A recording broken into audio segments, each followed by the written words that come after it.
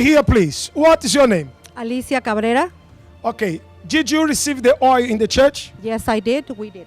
Yes. You received the oil and you used it for what? Yes, she was born with epilepsy. I have a history of epileptics in my family through my father's side. It was a curse, no? Yes, 2 of my 4 children were born like that. Uh-huh. And both of them were cured with the oil. With the holy oil? Yes. She had epilepsy. Yes, 3 days after she was born, I took her back to emergency, and we were there She for had a the week. convulsion? Yes, convulsions, one after the other. And I mean, a tiny baby. She couldn't even move, but she was convulsing. So I took her in. We went to the hospital, and she was there. We were there for a week. However, I have an older one. My first one was with epilepsy. So I already knew what I had to do because God had given me the first miracle through my firstborn.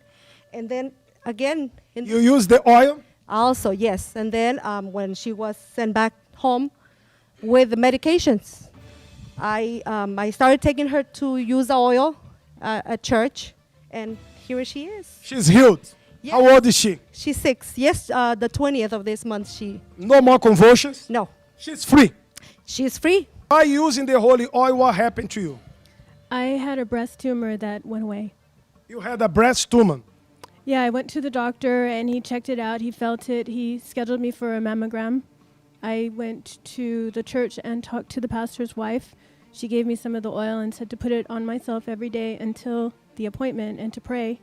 And so I did. And when I went for the mammography, they couldn't find it and I couldn't feel it anymore. What's your name? Maria. Did you use the holy oil? Yes, I did. For what? For migraine headaches, I suffered from constant headaches for years. How many years? I'd say about maybe over 8 years. Constant headaches that developed into migraines.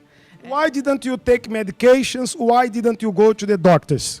I did go to the doctor. They gave me like really strong medication because as they were getting worse and worse, the regular like Tylenol wouldn't work, etc. And so I had to go to the doctor, and they gave me like the real strong medication, and I had to take that, but not even that was working anymore. So last February, this February of this year, I ended up in the hospital because it was so bad, and I ended up. They did all kinds of tests and nothing. They couldn't find anything.